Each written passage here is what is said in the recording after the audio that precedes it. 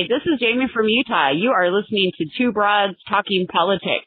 Here in Utah, we are fired up, we are ready to go, and we have the strongest candidates running for office that I've ever seen. Thanks for listening.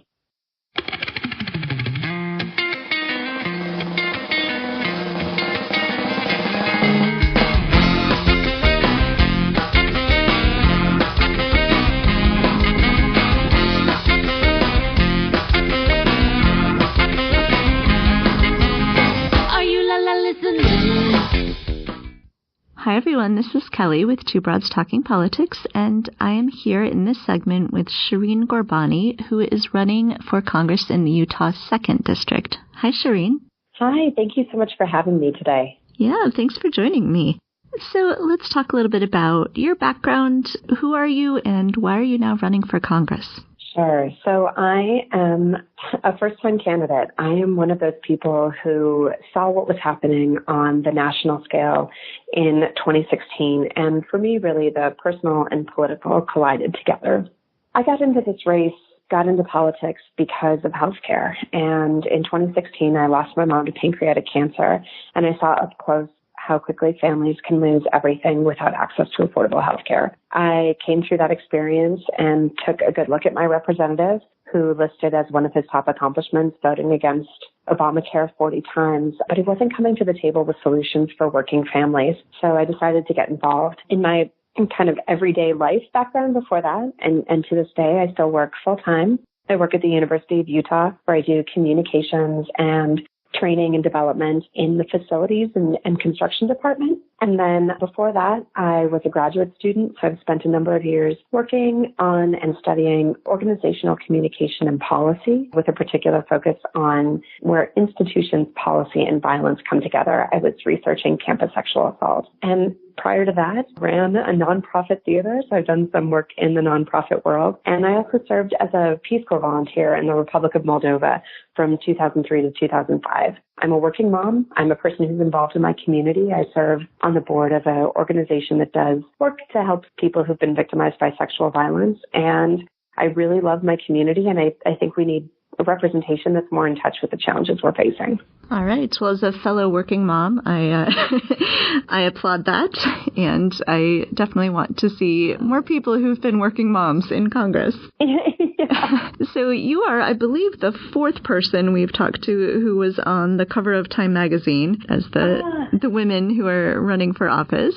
So that is exciting. How did that come to be? So I ended up thinking about running for office really right after the election of 2016 and got sort of interested in what places I might find support and where I could learn more about what it means to run for office and how to run a good campaign. And the Women's March held a convention, and the convention had a lot of pieces that were about candidate training. So I attended that and met the reporter who put that article together.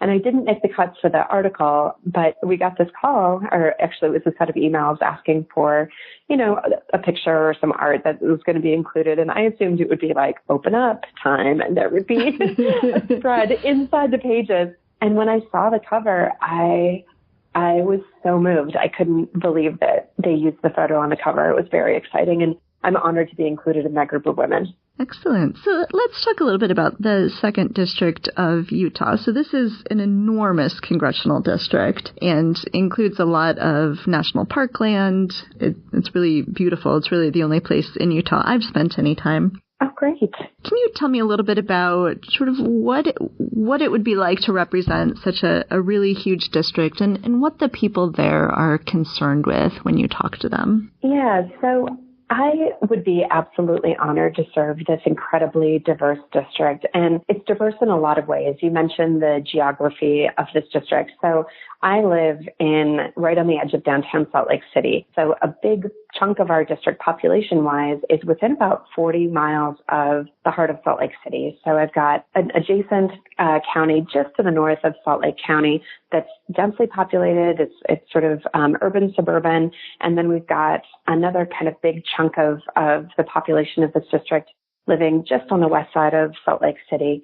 And then it shoots down all the way to Arizona. So we've got this huge chunk of the southern end of the state, which has quite a few people living in it, but it's not nearly as densely populated as this area up here in Salt Lake City. So it's an interesting question about how our district lines are drawn.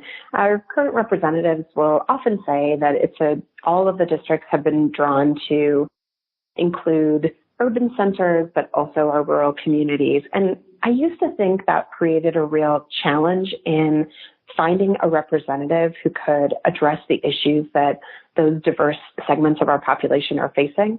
But what I learn every day, and it's reinforced every conversation that I have, is the challenges that Utahns are facing, whether they live in downtown Salt Lake City or they live in our more rural areas, our smaller towns, often have a lot in common. And honestly, it's access to affordable health care. Healthcare is something that is on the minds of really almost everyone that I speak to. I have yet to meet a Utahn that tells me it's great the way it is and that it doesn't need any improvements. And more often, I meet people that tell me horror stories about not being able to, seek healthcare because they don't have good resources in their communities, or they do have great resources in their communities. Like we have really nationally renowned hospitals here in Salt Lake City, and there are many people regionally that simply can't afford to go.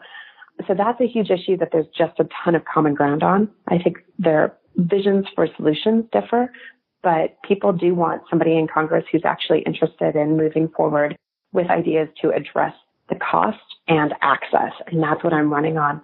And then the other big thing that's been a point of education for me is I knew that we had an affordable housing crisis in Salt Lake City. I knew that was happening here. I was surprised to hear what an impact affordable housing has in our rural communities and our suburban communities all across this state. Affordable housing and adequate, safe housing is something that is a challenge.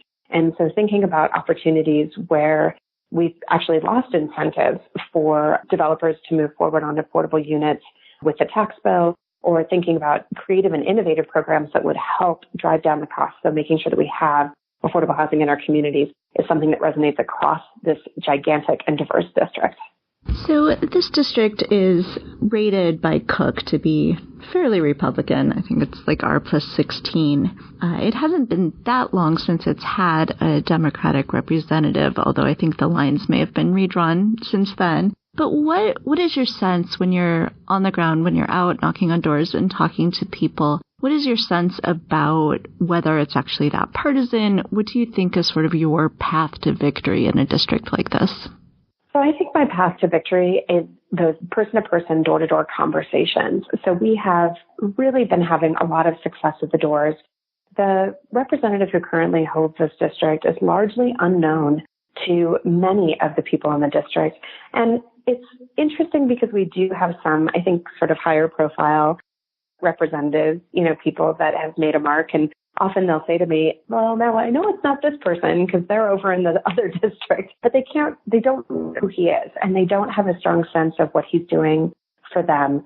And I would say that's because a lot of the bills that he sponsors and co-sponsors don't touch those issues that a lot of Utahns talk to me about. And like I mentioned, affordable housing is one, healthcare. We're starting to see some work on the opioid crisis, but things like clean air. We have a huge air quality problem in Salt Lake City. Part of it is our geography, but it means that we're going to have to make some tough decisions to clean up our air. And we don't see a lot of leadership on that. Of course, education is a huge issue for Utahns as well. So making sure that we've got somebody in there that's talking about those issues that matter to everyday Utahns is something that we haven't done in a while. A Democrat has not knocked on thousands of doors in this district, and we're out doing it. And so what sort of team do you have around you? Obviously, one person cannot go out and knock on the doors of 700,000 voters. So I assume, maybe you can. Yes. Well, as a working person, as a mom, and also trying to be a good partner to my husband, I don't have the time to do every door myself. And so what we are doing is really spending our time in these early stages of the campaign. We've been talking to people we have a huge chunk of unaffiliated voters. And so we target them and really have those conversations about what they value and what matters to them, and making sure that they're holding their representative accountable to those values. What we have is a team that we're building, and it's growing every day. So we have some canvassers, we have a field team that we support, and then we have a lot of people, a lot of individuals coming up and saying, I want to volunteer. I want to get out there and talk to my community. I want to make sure that everyone on my block or everyone in my neighborhood is ready to vote. So a huge part of our effort is driven by the commitment and passion of volunteers, Utahns who are, never in their lives have they knocked on doors, and they are signing up to come and work with our campaign to make sure that we can have the kind of outreach we need. And does everyone get to do a music video after they knock on a door? The music and a little bit of theatricality has always been a big part of my life. I was a theater kid. I grew up doing community theater, and it was really the place where I found my home community. I danced all growing up. And I occasionally am a very, very infrequent DJ. So every once in a while, I'll do a party in town or a friend's wedding. So dancing and music is a big part of my life. I was really excited to be able to DJ at our Salt Lake City Pride Festival this year, which was so fun. But I love bringing people together around dance and getting people to kind of it's sort of the social equivalent of politics, I think. How do you get people together? How do you get them moving together? So I bring a little theatricality to my to my campaign. And you do that in parades as well. It seems that you have really cool, fun outfits that you wear when you're walking in parades. Yeah, so my mother-in-law is really one of the most talented craft workers I have ever had the pleasure of knowing. And Utahns are crafty, so that's saying a lot. But she supports, my campaign in many ways. But in particular, I call her up and say, we've got 4th of July coming. We've got Pride coming. What ideas do you have to make something that will leave an impression? So there's a lot of tool and a lot of flair. And it's really fun to be out there and have that sort of part of my personality on display. So I wanted to ask you a little bit about immigration, and that's such an important part of the national conversation right now. And I know that you are the daughter of an immigrant. So I wondered if you could talk a little bit about that and what that looks like in Utah. Is immigration something that people are concerned with there? And what would you like to see happening on the national sphere that is not currently happening? Yeah. So Utah is a really wonderful community. And one of the reasons I'm so proud to be a Utahn is the just absolute in our bones sense of commitment to a welcoming and open place for immigrants. I think a big part of that is influenced by the LDS Church, which has always had a very sort of international focus.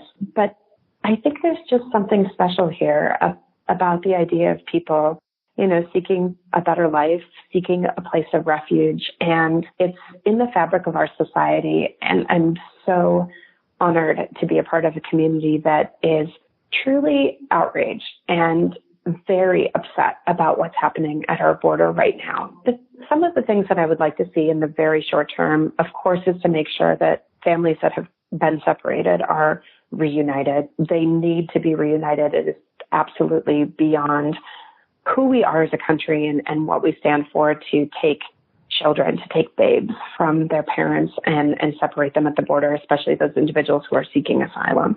So I want an immediate end to the family separation, which I know there have been good efforts to reunite families, and I need every single one of those children to be reunited with their families. And we see organizations and groups coming together here in Utah, taking a strong stand on that. It doesn't fit our values to have families torn apart in that way. And I think what people want, and these are from the personal conversations that I have at the door and at events, is we want somebody who's willing to start working on solutions to fix our broken immigration system, to take hard votes. And I think, unfortunately, we have a lot of representatives now, not just in Utah, but generally, that are really more concerned with re-election than they are with working on some of these hard issues. I never imagined that I would be getting into politics. I didn't want to be. Being in Congress is not something that was on my radar, a couple of years ago. I really want to go to Washington and take these votes and work on these issues to make sure that we are working on fixing everything from what's happening at the borders, making sure that we're investing in smart and productive border security, and then also working to address the people in our communities, so dreamers and beyond, who have